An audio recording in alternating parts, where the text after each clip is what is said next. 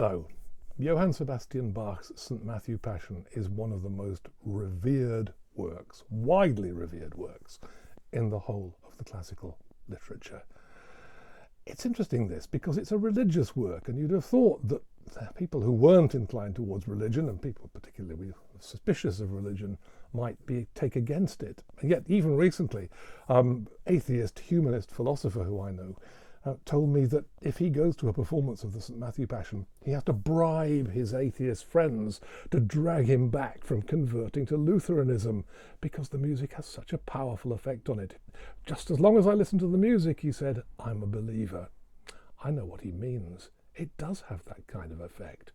And it's an incredible vindication in a way, not just of the ethos and the technique and the whole artistry of Johann Sebastian Bach, but of the tradition that he came from. The Lutheran Church, founded by the great Protestant reformer Martin Luther, placed an enormously important emphasis on music. Luther, and this is one of the most attractive things about him, I think, felt that music was absolutely crucial, not just in education and in worship, but in one's private experience of religion.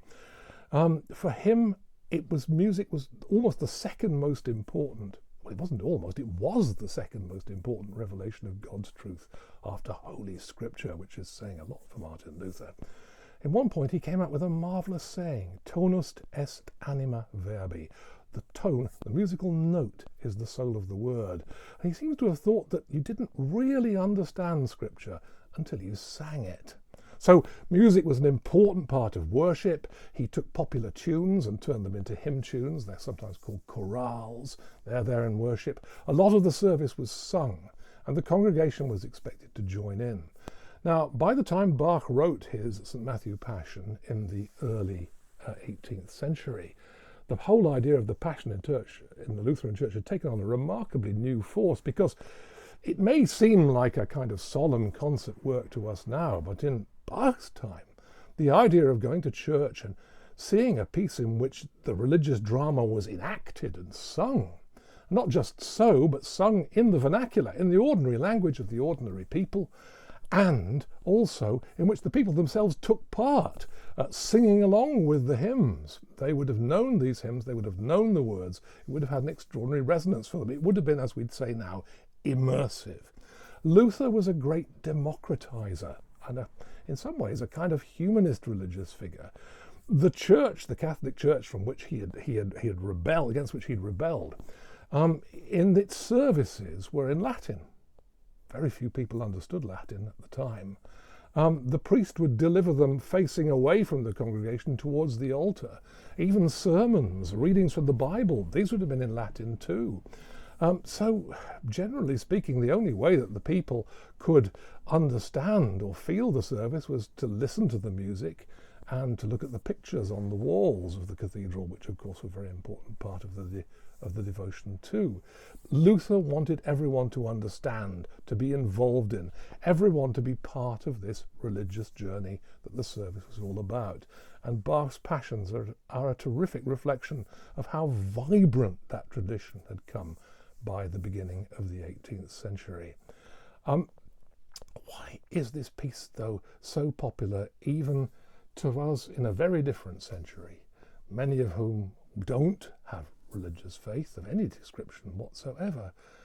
Well, first of all, I think Bach's involvement with the human side of the story. I mean, one of the things that makes the Passion story so remarkable in religious terms is that we see God as a man, not exalted, not a hero, not surrounded by masses of devoted followers, but isolated, alienated, rejected, betrayed, arrested, tortured, and finally crucified, a particularly unpleasant way of executing human beings. And the music takes us through this whole process. As well as the hymn tunes, we have the story sung for us by a character called the Evangelist, who narrates the gospel narrative. But then the actual moments in the scripture where dialogue is recorded are sung between different voices to an effect of recitative, as in the opera house, a very vivid and very dramatic way of conveying this scene. And then there are beautiful arias in which we are invited to reflect on what we've just heard told and what we've just seen enacted. Arias like the beautiful aria Erbarme dich, Have Mercy, in which the voice, interwoven with a solo violin, hauntingly and agonizingly reflects on not just on the terrible suffering that Christ has endured, like so many human beings, but also on the fact that we are all, in a way, complicit in this suffering. It's an extremely extraordinary moment of awesome moral responsibility reflected in music, which somehow manages to be elegant and incredibly incisively, emotively effective too, penetrating. There are also other extraordinary moments in this passage. I mean, the whole trial scene, the courtroom drama where Christ is interrogated and then brought before Pontius Pilate and interrogated there. Or the powerful moment where St. Peter denies Christ 3 times and then suddenly realizes that he's fulfilled Christ's own prediction that he would betray him. The moment of Christ's death on the cross, and before that, the extraordinary moment, if you consider that this is supposedly God in human form, where Christ cries out, my God, why hast thou forsaken me?" Extraordinary thing for God to say.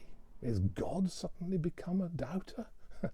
Well, the chorus's reaction a little later, truly this man was the Son of God, it could be a reaction to the things that St. Matthew's Gospel describes following Christ's death: the earthquake, the veil of the temple being rent in two, the rushing mighty wind. But it could also be a reaction to this extraordinary moment when it seems that Christ has despaired on the cross. That's another thing about the St. Matthew Passion, of course, is that unlike the earlier surviving Passion of Bach, the St. John Passion, this doesn't look forward to the resurrection. It stays with the death. It ends with the entombment of Christ, and the chorus almost singing a kind of lullaby to Christ. It's a moment of great tenderness, but also of grief, and it seems to offer, at the moment, no hope. This really is a tragedy. Well, that's an important thing too, and maybe that explains why the St. Matthew Passion is the one that's become really popular too. We don't always have a lot of time for tragedy in our culture these days, but a lot of very, very great people have argued that tragedy is the thing above all that tells us how important we as human beings are. That you don't get that real sense of the sacredness of the value of human life until you see it under threat. It reminds me perhaps of a remark of the great Russian novelist Fyodor Dostoevsky, who endured terrible trauma, and not least of which was 5 years in a Siberian labor camp with some truly terrible people, not just the criminals, but also the guards of the brutal regime. After that experience, Dostoevsky could still write, "In every living creature, a spark of God." And maybe that's what we sense above all else in Bach's music. You sense with Dostoevsky sometimes that he didn't always know whether he believed in God, but he believed in the spark of God. And if anybody believes that too with him, they too can approach Bach's St. Matthew Passion with a sense of, I think, in the best sense, religious awe, that sense of the value and of the beauty of human life that is so enhanced when we see how much it is capable of suffering.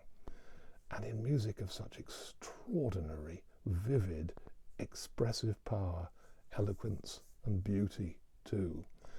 It's no wonder that Bach's St. Matthew Passion has come to be so important today.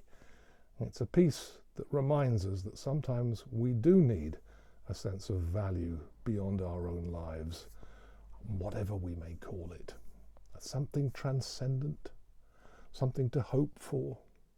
It's all there in this wonderful music, and as we hear it performed, maybe we too can sense just a little that sense of what audiences, congregations in Bach's own time felt, of involvement in the story to a profound level. Maybe culpability to some extent, but also that we too discover the truth about ourselves sometimes through our deepest, darkest experiences. It's a truly remarkable piece of music.